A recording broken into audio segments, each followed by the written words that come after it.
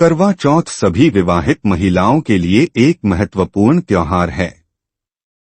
सूर्योदय से लेकर चंद्रोदय तक पत्नियां अपने पति की सलामती के लिए व्रत रखती हैं।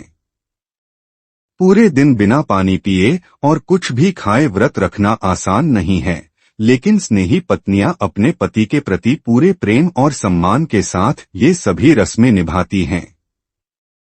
करवा चौथ के शाब्दिक अर्थ की बात करें तो इसका अर्थ है कार्तिक मास की चतुर्थी को करवा नामक मिट्टी के बर्तन से चंद्रमा को अर्घ्य देना। यह त्योहार हर साल कार्तिक मास के कृष्ण पक्ष की चतुर्थी को मनाया जाता है। हालांकि इस त्योहार की उत्पत्ति अभी भी बहुत अस्पष्ट है, फिर भी इससे जुड़ी कुछ कहानियां प्रचलित हैं। नीचे करवा चौथ से जुड़ी कुछ लोकप्रिय कहानियां दी गई हैं, जो इस उत्सव के पीछे के कारण को दर्शाती हैं। रानी वीरवती की करवा चौथ कथा।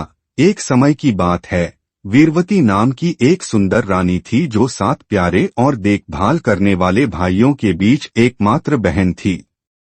अपने पहले करवा चौथ पर वह अपने माता पिता के घर पर थी और सूर्योदय के बाद कठोर उपवास शुरू किया।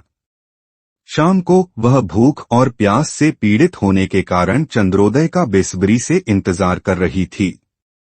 उसे इस तरह पीड़ित देखकर उसके भाइयों को दुख हुआ, इसलिए उन्होंने एक पीपल के पेड़ पर एक दर्पण स्थापित किया जिससे ऐसा प्रतीत हो रहा था कि चंद्रमा आकाश में है। अब जिस समय वीरवती ने अपना उपवास तोड़ा, उसके पति की मृत्यु का समाचार मिला। वह रोती रही और बेसुध थी। वह तुरंत घर के लिए चल पड़ी और रास्ते में देवी पार्वती से मिली। मां पार्वती ने उन्हें बताया कि उनके भाइयों ने उन्हें धोखा दिया है। तब उन्होंने पूरी श्रद्धा के साथ करवा चौथ का व्रत रखा और उनके समर्पण को देखकर मृत्यु के देवता यम ने उनके पति को जीवन प्रदान किया।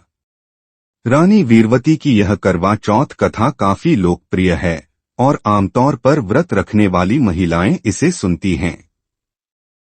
करवा चौथ पर रानी द्रौपदी की कहानी। करवा चौथ की हमारी कहानी की सूची में अगली कहानी महाभारत के अर्जुन और द्रौपदी पर आधारित है। एक बार अर्जुन, जिसे द्रौपदी सबसे अधिक प्यार करती थी, आत्मदंड के लिए नीलगिरी पर्वत पर चले गए। इस कारण उनके बिना बाकी भाइयों को चुनौतियों का सामना करना पड़ रहा था। अब द्रौपदी ने इस स्थिति में भगवान कृष्ण को याद किया और पूछा कि चुनौतियों का समाधान कैसे किया जाए। भगवान कृष्ण ने देवी पार्वती की एक कहानी सुनाई, जिन्होंने ऐसी ही स्थिति में करवा चौथ की रस्में निभाई थीं। इसलिए द्रौपदी ने अपने पति की भलाई के लिए करवा चौथ के कठोर अनुष्ठानों का पालन किया और पांडवों ने अपनी समस्याओं का समाधान किया। करवा चौथ की कथा। करवा नाम की एक स्त्री थी जो अपने पति से बहुत प्रेम करती थी और इस प्रगाढ़ प्रेम ने उसे अनेक आध्यात्मिक शक्तियां प्रदान की। एक बार जब उसका पति नदी में स्नान करने गया तो एक मगरमच्छ ने उस पर आक्रमण कर दिया। तब साहसी करवा ने मगरमच्छ को सूत से बांधा और मृत्यु के देवता यमराज का स्मरण किया। उसने यमराज से अपने पति को जीवनदान और मगरमच्छ को मृत्युदंड देने की प्रार्थना की। यमराज ने कहा कि उन्हें डर है कि वह ऐसा नहीं कर पाएंगे, किंतु बदले में करवा ने यमराज को श्राप देने और यमदेव को नष्ट करने की धमकी दी। यमराज इतनी समर्पित और स्नेही पत्नी के श्राप से बहुत भयभीत थे और इसलिए उन्होंने मगरमच्छ को नरक में भेज दिया और उसके पति को जीवनदान दिया। यह करवा चौथ कहानी आज भी सुनाई जाती है और विवाहित महिलाएं अपने पति की भलाई और खुशी के लिए करवा माता से प्रार्थना करती हैं।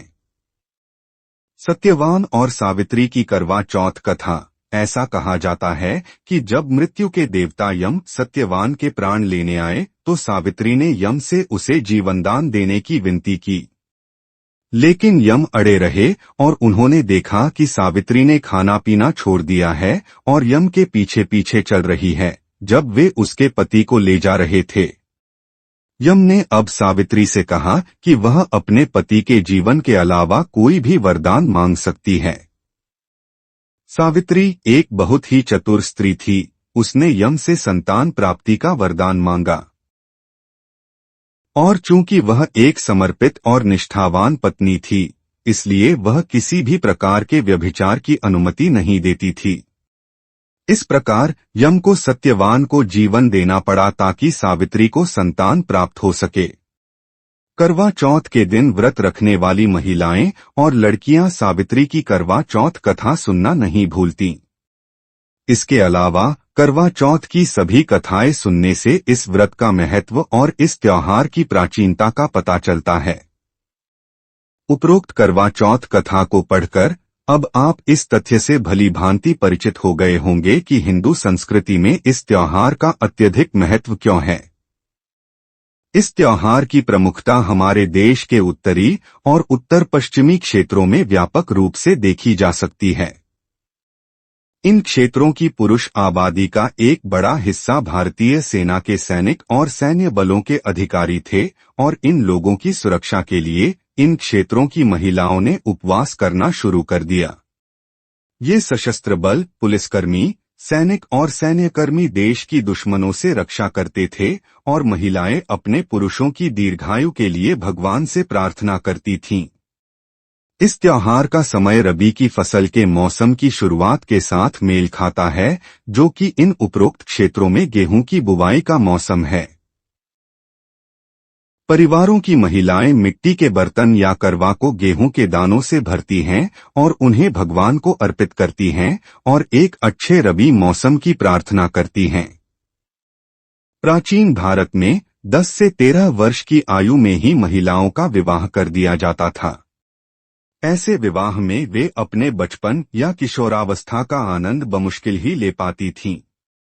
उन दिनों संचार भी एक बड़ी बाधा थी, इसलिए वे आसानी से अपने माता पिता के घर नहीं आ सकती थीं और इसे अच्छा भी नहीं माना जाता था। इसलिए कम उम्र से ही एक महिला को नए घर की पूरी जिम्मेदारी उठानी पड़ती थी। खाना पकाने से लेकर सफाई तक उसकी जिम्मेदारी होती थी।